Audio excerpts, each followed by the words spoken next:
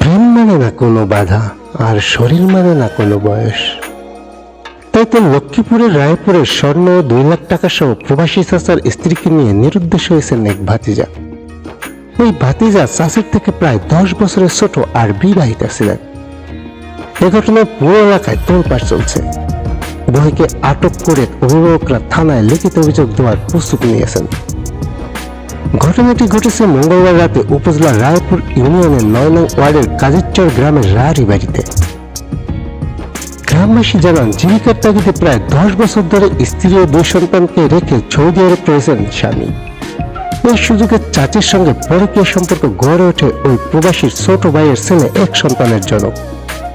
এই ঘটনা এলাকায় জানাজা মেলে কয়েকবার সালিশি বৈঠক হয়, তারপরে তারা সম্পর্কে চালিয়েই যায়।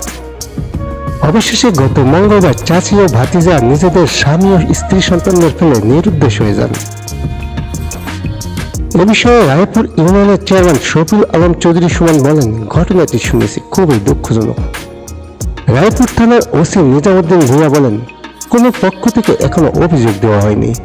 আমরা অভিযোগ পেলে তদন্ত করে ব্যবস্থা নেব।